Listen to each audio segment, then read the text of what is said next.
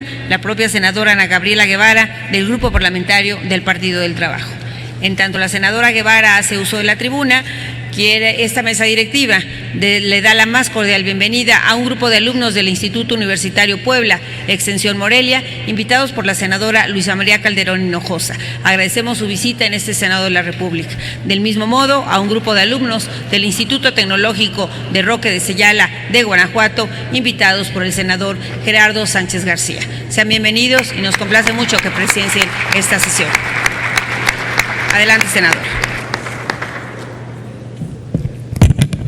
Gracias, Presidenta. La histórica confrontación de las ideas y entre las ideas, la irrefrenable demanda por la justicia, la inacabable enfrentamiento entre los seres humanos por poder, territorio, riquezas, por respeto, por contención y por igualdad, confrontación por creencias de supremacía y de poder patriarcal, colores de piel, entre sexos, clases sociales y entre visiones de mundo, confrontaciones bajo inmensas energías por conservar y ahondar las desigualdades sociales a través de la concentración de la riqueza con los recursos de la corrupción, confrontaciones desde la dignidad, desde la furia de la víctima, desde la humillación y de los expulsados de cualquier tipo de bienestar. Todo ello deberá generar siempre en el ser humano una certeza. Cada cual tiene su verdad y su razón. No habrá coincidencia, no puede haberla. Depende de quién o de qué lado estés, de qué experiencia vives. Y esto ha sido la humanidad. A lo largo de la historia, esto ha sido la humanidad. Ninguna ideología puede arrojar la primera piedra cuando se han arrojado sin mesura por todos lados. Ningún rincón de este mundo se ha escapado de esta ideología donde no se puede arrojar la primera piedra. Las discusiones por la razón son adornos de la ociosidad porque de verdad están ahí, en las calles, en el campo, en las ciudades, y eso es inocultable, no lo podemos ocultar. Por ello, se habla de ciertos personajes históricos que suelen estallar naturales efervescencias, adversidades y afinidades. Parece que no hay interés en situarlos en sus contextos históricos de tensión o de determinación en el único motivo que es referendo de una, a veces cómoda, posición ideológica. Las lecciones de la historia no son referendos de identidad personal. La historia no es ideológica, sus manipulaciones sí lo son. Las lecciones están ahí con calidad y su calibre y su definición no siempre sirven como un ejemplo para todos. Lo hemos visto en la triste tendencia de las guerras, a las intervenciones, a las explotaciones del suelo ajeno y a la explotación de las propias personas. Todo esto lo digo por mencionar al comandante Fidel Castro.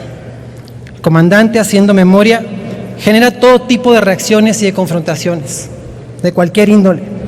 Fidel Castro irrebatiblemente es el gigante en términos de esta permanente confrontación entre pareceres ideológicos. Para ello tenemos que tener claro que la emergencia de este liderazgo inusual fue en un país invisible y mínimo en la política mundial, antes de los 50 y usado y vejado por una potencia extranjera hasta lo insoportable. Y digo mínimo por la posición en la que se encuentra y por el tamaño que representa, pero no por la grandeza de los hechos.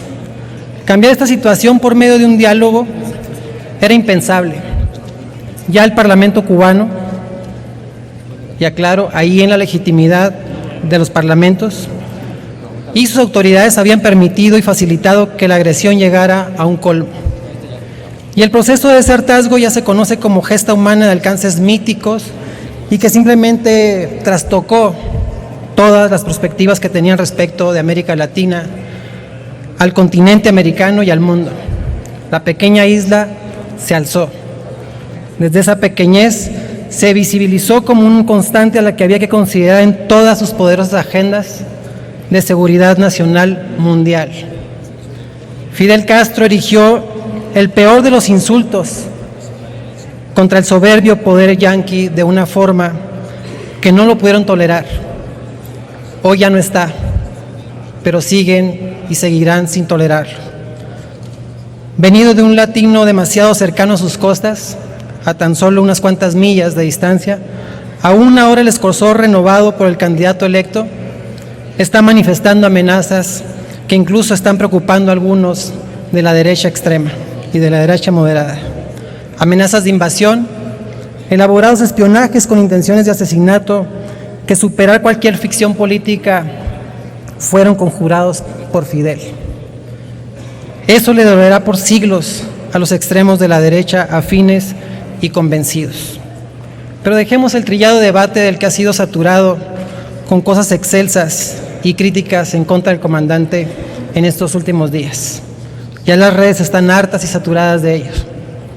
Tratemos de esa, en mi intervención, similar al mensaje del comandante.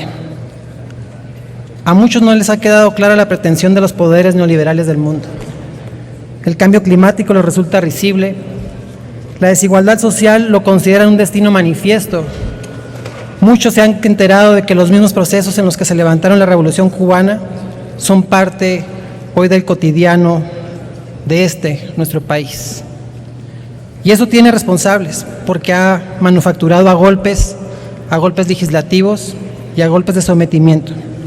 Veamos entonces en la actitud del comandante Fidel Castro que la paz neoliberal es una guerra sórdida y mezquina, solapada con grandes esfuerzos invertidos por ocultarla al mundo.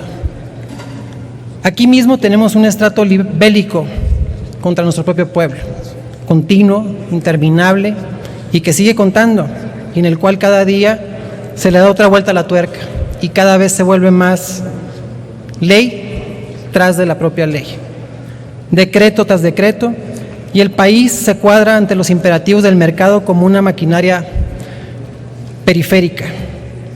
Nosotros los legisladores seguramente han marcado posición en redes sociales y habrá quienes responderán a una particular o a una delimitada visión de lo que este suceso ha denotado. Apelarán a los derechos humanos cuando en nuestro país ya no pueden esconderse tantos cadáveres.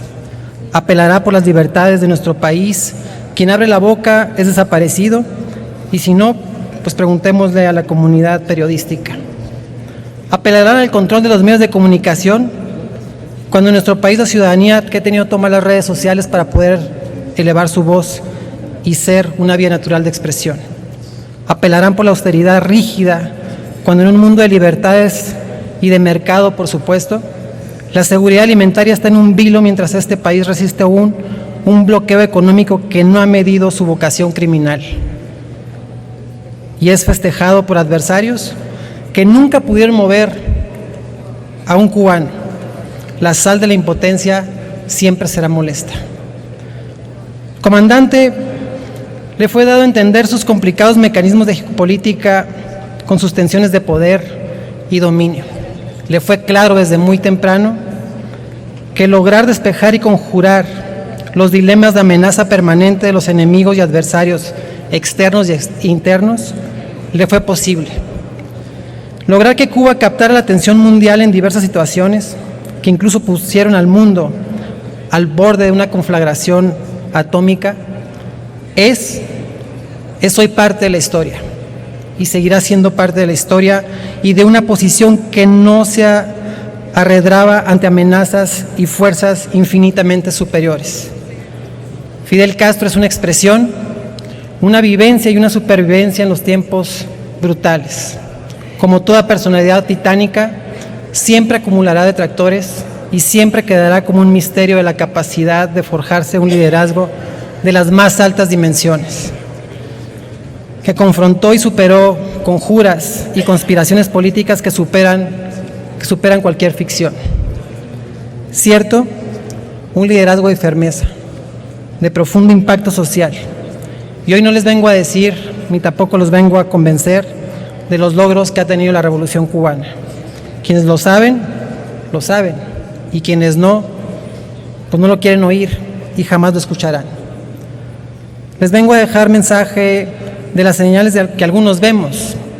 Se agota la posibilidad parlamentaria no solamente en nuestro país, sino en muchos lugares del mundo. Se ha abusado del sometimiento a los requerimientos del poder. Se asoma como nunca una avalancha autoritaria que exigirá de los pueblos una toma de decisiones mucho más contundente. Y esta es la tribuna que ha avisado sobre consecuencias de supinación por nuestros compañeros legisladores de diversos grupos parlamentarios. Y no esperemos que esta guerra que tienen contra el pueblo, en esta serie de concesiones que se tienen para mantener la distracción a la mayoría de la que sirven, pase a otro estado de rispidez. El pueblo ya tiene la acumulación de energías contrarias a sus enemigos de clase que no se podrán someter a la gobernabilidad. La persuasión pacífica por la justicia y la democracia está dando resultados en muchos países. Por ello, esta reflexión en memoria de un liderazgo colosal concentró las energías del pueblo cubano irritado y víctima del abuso, y que en una violenta, sí necesaria, muy necesaria, violenta sublevación, arrasó con las élites cubanas enriquecidas, los aliados y todas las maniobras intervencionistas.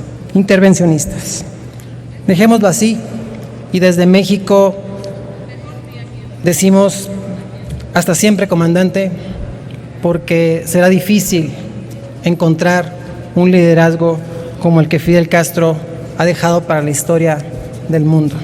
En lo personal, tengo que hacer mención que gracias a ese país, a esa potencia, logré hacer de mi país, darle nombre y trascender en la materia deportiva en la que Cuba, desde esa, y hago referencia, desde esa pequeñez que representa la isla, que así se ve, ha logrado exportar grande conocimiento a nuestra patria y a gran parte del mundo, en la medicina, en el deporte, en la asistencia social, en la biología, en la química y en diversas cosas que hoy solamente me queda más que agradecerlo, porque son de las cosas que van a hacer que la historia los juzgue y, como alguna vez los dijo el comandante, se lo perdone.